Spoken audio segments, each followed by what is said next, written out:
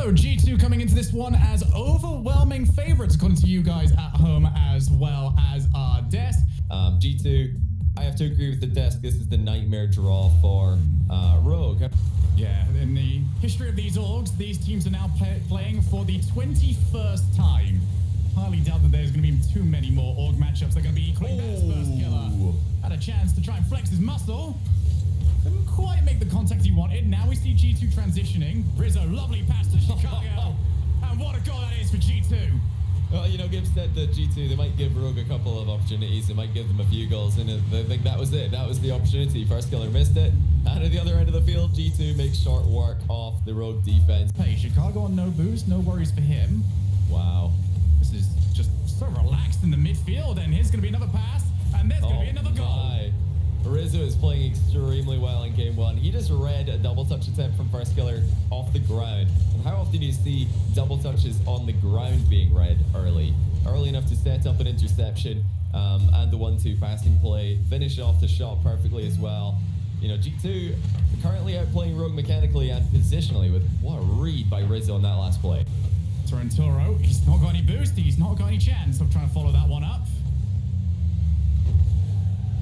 Very calm affair so far for Rogue, or G2 I should say, but maybe we can get a little bit of excitement in here. Torrentoro halves the lead.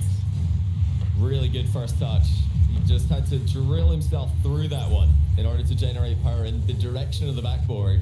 That would be sufficient to get past the defender, so excellent shot by Torrentoro. And then Torrentoro and Kronovi less so. Let's see if they can both put goals into the same game. Kronovi, oh, he's off target, but Torrentoro won't be saved by Rizzo anyway. And first killer realized he couldn't get a shot on target instead. Has to be saved one more time. It was very much in the air, up in the air at that point about how that ball was going to go. 1 minute left.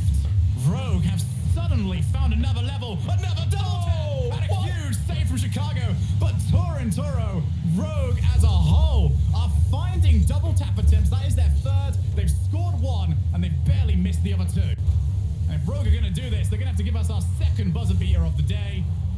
And it's not going to happen. G2 survive game number one. Opportunities on open nets. They've not been easy open nets by any stretch of the imagination. But, you know, there have been openings to exploit. And this is another one. Torrentoro doesn't have the boost to get around it. First killer bite, and he will make sure of it. 1-0 Rogue. Just like we were saying, it's these open nets that are being given by both teams. JNaps late in the recovery. Rogue with a punish. And as much as we've been complimenting Rizzo so far, well, he's got to make better contact than that. Remember, like, their last major opportunity in this last minute is slipping away from them so quickly. Rizzo, has he got any infield passing options? No, he doesn't. He stays with Chicago on that one. And they changed the script on him, and Rizzo will score off it. What a play. Chicago chased first killer all the way up onto the back wall and tapped him. That was enough to force the recovery to land away from the ball. Team, your full lineup are that far advanced, especially G2. They know what it's like to concede those, and they've got a better opportunity here. Rizzo makes sure of it. What a day he is having. G2 2-0 in the series. Huge read from Chicago to set him up. And Rizzo, today of all days, will simply not miss. So here we go, game 3. I'm gonna have to hope it's the first of many now for Rogue, if they are going to force us over to Champions Field. Thankfully for them, they have kept these games very close so far. There's been a couple of mistakes from G2, but not all that many defensively. Of them, then they're certainly happy with them now. Throw a blast high, Kronovi, one more chance, and couldn't get the power from the angle he was coming in at. Rogue starting positively, but they've got to hit those better. Yeah, the backboard seems to be a weakness for G2. Oh, what is going on there? Well, G2 with a couple of whiffs already this game. However, the backboard, clear weakness for G2 if we look at both games before this one as a whole. However, JNaps is going to make the Rogue backboard look just as juicy. 1-0.